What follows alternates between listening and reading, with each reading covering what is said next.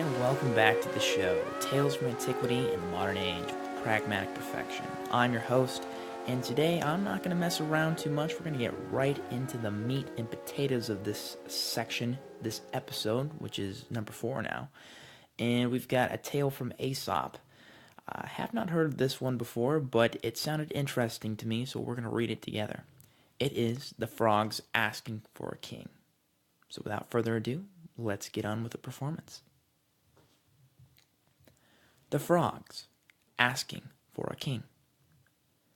The frogs, grieved at having no established ruler, sent ambassadors to Jupiter, entreating for a king.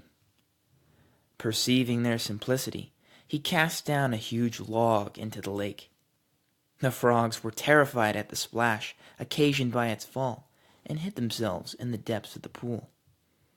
But as soon as they realized the huge log was motionless, they swam again to the top of the water, dismissed their fears, climbed up, and began squatting on it in contempt.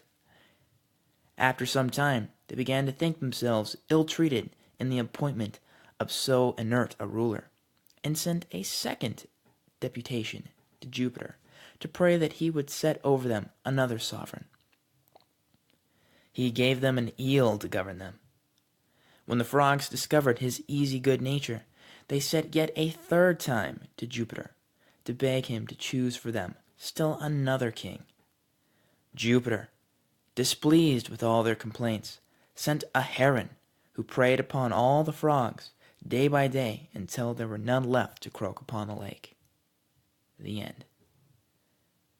Well, kind of a sad ending to this one, but I think there's definitely some takeaways from this, a few maxims we can apply. One of them is kind of familiar. Be careful what you ask for. That's a recurring theme in a lot of Aesop's fables. But another one I can see here is be grateful with what you're given. I mean, these frogs, they were not easy to please, so to say. And it came to bite them in the butt in the end. I would like to point out, though, I did research, eels are vicious creatures. Be very careful around them. They definitely like meat, and frogs would definitely be on the menu. So Aesop, he may have had some good wisdom to impart, but he may have not passed his biology and, not biology and anatomy, but, not botany. I did go to college, I promise you that, but, zoology class, that's the right one. He might not have passed zoology with flying colors, just saying. That aside, I'm trying to keep this episode way more direct and to the point. That's one of my show notes for myself. I've got pinned up right on my mirror. Less is more. So this is going to bring me to the end. Thank you so much for listening. If you enjoyed it, please leave a comment or, I don't know if there's a rating system on Podbean. But I appreciate you taking your time, and I'll be sure to catch you in the next episode. Take care.